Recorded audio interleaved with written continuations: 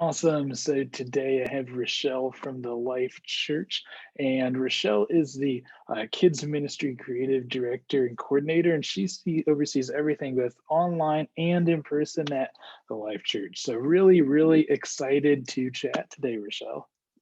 I'm super excited. Thanks for having me. Absolutely. Oh yeah, thank you for being on today, and really curious what called you into ministry, Rochelle, and how did you find your current role at the Life Church? So I pretty much grew up in church. Growing up, my mom was my children's minister and my youth pastor at the same Oh wow, time. So awesome. um, grew up in church, even served as a young kid and as a teenager. And then Mm. when I went to college, I helped to found our college ministry at the church I was at current at that time. Oh wow. It went into the retail, the restaurant industry. I worked at Awesome. Macy's for a while as a visual manager. Super fun. Awesome. Different day every day. Oh yeah. But while doing that, we moved to Memphis from North Carolina and just Okay. got plugged into this amazing church and just knew we were home as soon as we walked in the door. So I started on staff part time for about 5 months and then went full time after that. Okay. Very exciting. Awesome. And yeah, no, that's a lot there. And it's obviously great background growing up in church, being able to serve when you're like really young. That is Yes. fantastic. Want to pull on a couple threads there. So when you mentioned you kind of kickstarted the campus ministry in college at your church and school. So what advice would you have for folks looking to do something similar? Because I know that can be really challenging to start, college ministry from scratch. So, Yeah. what were some things that helped you do that, and what advice you want to share there? I think the main thing is just building a team around you. So having, like-minded Mm, people that understand the mission, understand the vision, that are really pulling forward because they are going to pull other people in. So, you mhm. have your own personality, but having other people there that encourage you, especially when things get tough, it's so helpful, super helpful. Absolutely. Well, teamwork makes the dream work. Yeah. Awesome. Definitely some important advice there, Michelle. And then shifting gears a bit, North Carolina to Memphis, that is a big jump. So what, Yes. because I know it can be a little bit challenging at first to find a church where you really, feel that connection, like, hey, I Yeah. want to serve here and worship here, check both those boxes. So what advice would you give to folks that are moving, to a new area and looking for a new church? What really helped you when you did that? One of the main things was, so when we lived in North Carolina, we had someone that was actually from Memphis, and they Okay. told us about this church. So we had a list of different churches to go to, and somehow this was just the first one we came to, and it was one of those that once we walked in the doors, we knew we were home. Um, Okay. but I'm, definitely looking at different areas that you're going to, kind of make a Mm, list, see if you like, even if you don't know people in that area, kind of reach out, put some feelers out. You never know who you may know that has family or friends in the area. So like word of mouth, I think is the best, the best way to really okay. discover a new church home. Absolutely. Could not agree more. And yeah, like word of mouth is super important because, you could Google churches in the area and it's just Right. going to show you whatever Google feels like showing you, I guess. It is. Which, may not always feel like may. So yeah, love the idea though of a list and talking to folks. And so, yeah. And then, that's great to hear as soon as you came into the Life Church, it felt like home. And so, what are some things that you, especially in the next gen ministries, do to continue giving first time families an experience like, oh my goodness, this is home? What are some things y'all do to continue that? So in person, we have our guest services team, and they are Awesome. amazing. We have many different campuses, and I've been to a lot of these different campuses. And I'll say we call them our front door. So like as soon as you walk Okay. in, there's somebody smiling there. There's greeting the whole family. They even do like a special VIP check-in. We call our first-time guests our VIPs. And then the kids, they get a prize when they come in. Then they go to class and they get another prize. They get to come back. And we even send a little gift. I know they get a postcard in the mail, and I know for kids, like that's, that's amazing. Like, oh wait, I got something in the mail with my name on it. It's really cool. Even for our kids online, we make sure that I like to send a message out to the parents. And then we even send little gifts out to them too in the mail. Awesome. Well, yeah, and a kid gets something in the mail, that makes their week. Right. So that is a spectacular idea, Rachelle. So thank you for sharing. And awesome, and love the VIP experience. Thinking through everything from walking through the front door to when you're coming back next weekend. So that is fantastic, and that's a good segue into the next question, which are what are some other tips you have for creating really engaging experiences both in person and online, where kids are like, hey, mom and dad, we're going back to church. Like they're pulling their parents back to church. So what tips do you have on making those experiences? I'll say my number one thing is making sure that you have people there that are engaging. Like they don't even have to have a background in kids. They just have to love kids. I think one of the biggest things I could say are my team members are literally the reason that kids come back. They're like, hey, I got to go back to see Mr. Josh because he said we're doing this next week and I have to be there next week. I've had so many reports that kids get so excited about just small group time. Like they realize, hey, I got to have a Bible. And we've had so many reports, like parents coming, to different, those different directors and telling us, hey, my kid told me they need a Bible. Like we've been to different churches and they've never said that. And so the kids get super excited because their small group leaders are all in. And it's finding those people that are super excited, that love God and are willing to pour into kids to love God too.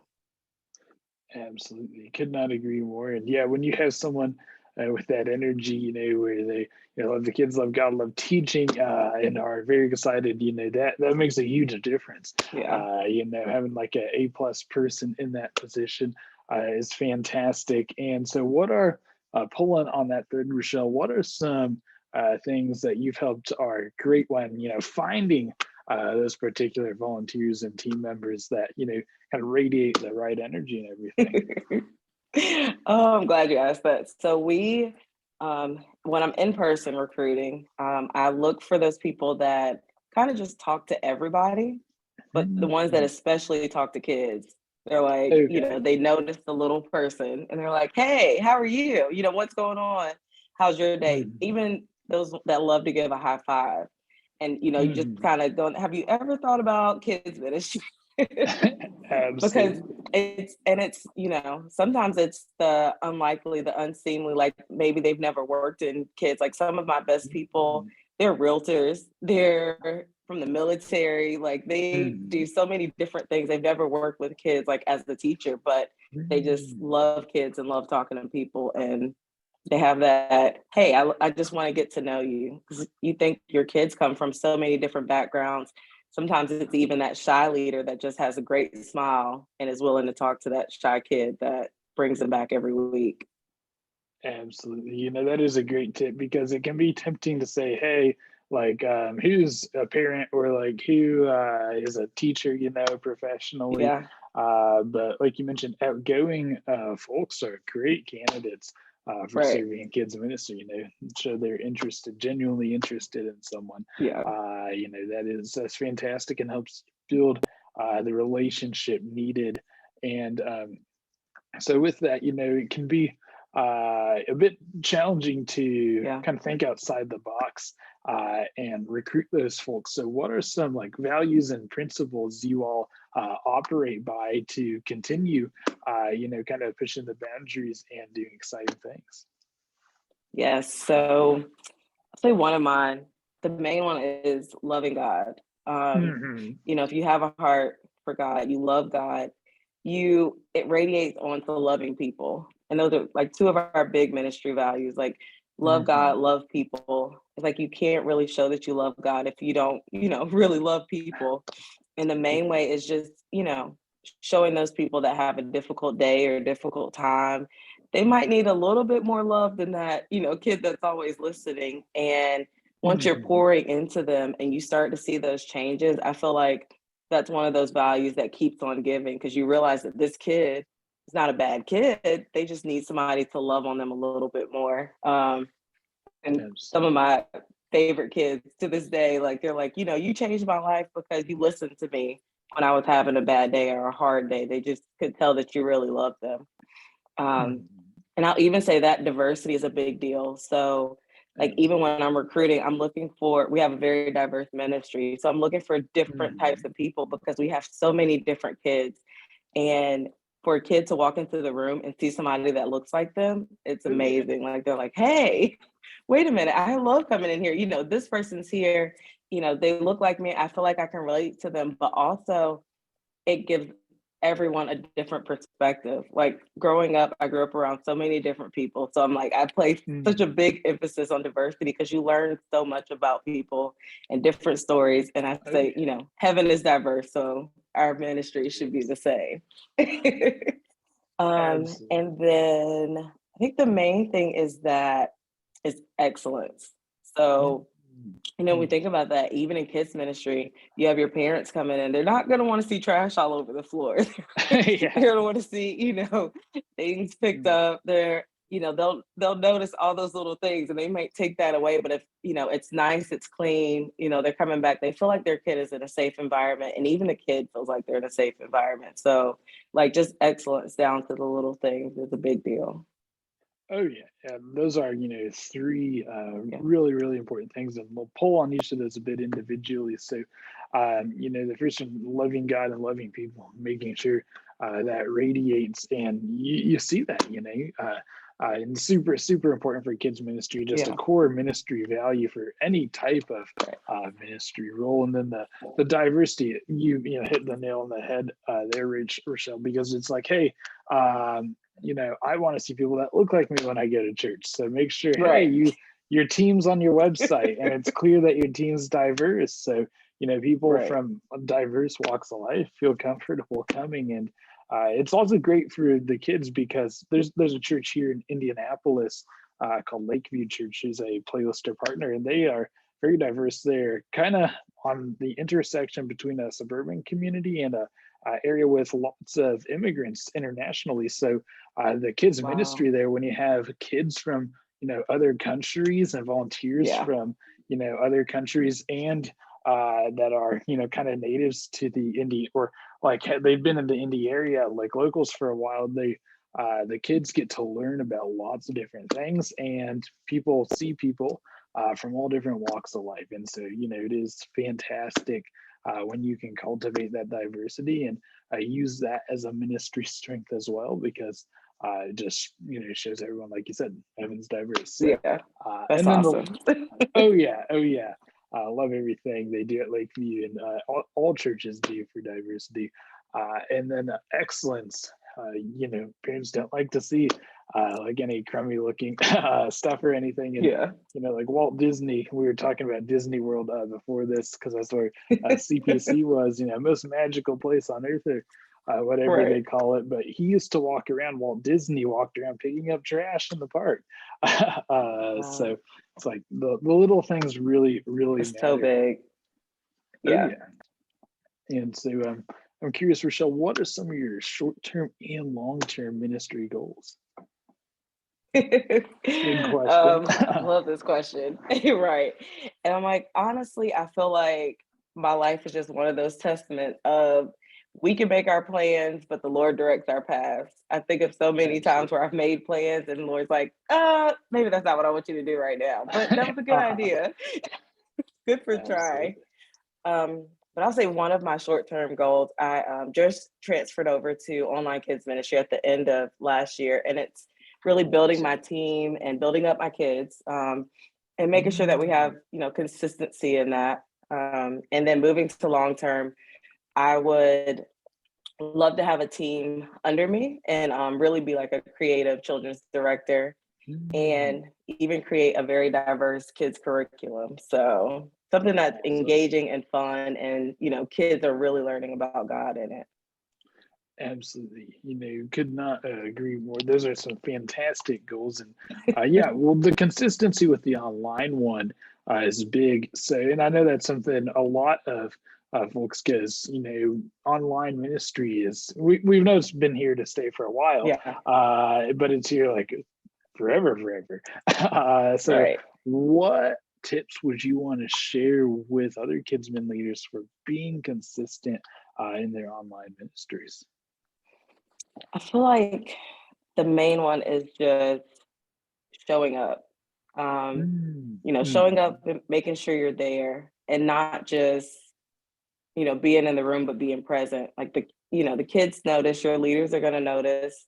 Um, I think one of the biggest mhm, things is that my leaders are actually, seeing my face now. We do 2 services. So I get to mm, pop into their meetings they have before service and even just say hi, even if I can't stay the whole time. But mhm.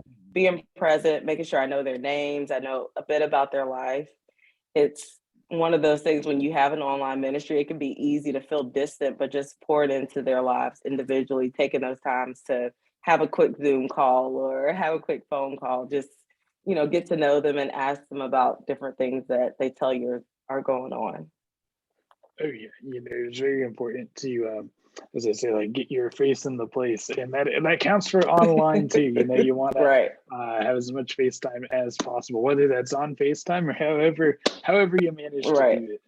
Uh, and then shifting gears a bit, you mentioned long-term goals like a curriculum, very diverse teaching curriculum would be outstanding. And, I'd love to see something like that. So if that gets underway, let me know. But what are some key things you'd want to teach and share there that you'd want to share with ministry leaders? I think definitely about faith. Um, Hmm. and just some of those, the stories that may not be as well known, but how Mm. God, made big changes even in kids. Because I feel like, Oh, yeah. this generation needs to see themselves in the story. And most of the people in the Bible were kids or were young people. And so I think just to know that and realize, hey, I can do something at a young age, I can do big things for God would be amazing. Mhm. Absolutely. Yeah, I couldn't agree more there. And what stories, rapid fire here, but what stories in particular, a couple, would you want to share? It's like, hey, if you want to mention any of these in service soon, here are a couple of good ones. So I've been researching Samuel and David. Um, Hmm. Definitely, I think I heard a little bit about Jonah. Like there's so many, even Mary was a kid and people don't realize that, That is she was true. a teenager, Hmm. when she was pregnant. And so just all those different things and kind of taking the history back so they realize just exactly how young some of these people were. Oh yeah, yeah, and that is hard to put in perspective. Mary in particular. Right. Jesus's mom was a teenager at the time. Yeah. Uh, so definitely powerful message and important for the kids to learn that. So awesome. Well, looking forward to staying in touch as you continue to share. And if you get any other stories that are awesome to share, just love to share those with the playlister partners. So send those my way as they come up. But it's been fantastic chatting this afternoon, Rachelle. What other advice would you want to share for kidsmen and next gen leaders?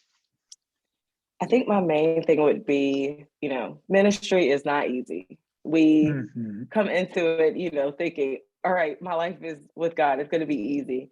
It's not easy, but it's so, so special. And you think about the fact that you really get to help people in their life with God, even as young as children, and have a forever life God and that with God. And that's what makes it so special. It's, Hmm. I mean, even those moments are indescribable when I see, like, look past on kids I've taught. I'm like close to my 40s now. So, like, kids I've taught like way back in the day and really realize, Hmm. wow, like, just saying yes to that, like, help this person to get to where they are. It's never lose sight of the bigger picture, which is, helping people build a relationship with God and know Jesus. Absolutely. That is because it can be easy to get bogged down in, Yeah. hey, today is not a fun day, or Right. something like that. So yeah, just staying motivated. And I really like what you said about, hey, take the 20 or even like 40 or 50-year view here. Like even once we moved on, it's like these moments, what we do in our day-to-day ministry, it's going to have a massive ripple effect, and that's what matters. It is. So good. Oh yeah, it is so great. So awesome. Well, Rachelle, thank you so much for sharing so much today. It was fantastic chatting, and we appreciate all you do. Well, thank you for having me. Absolutely.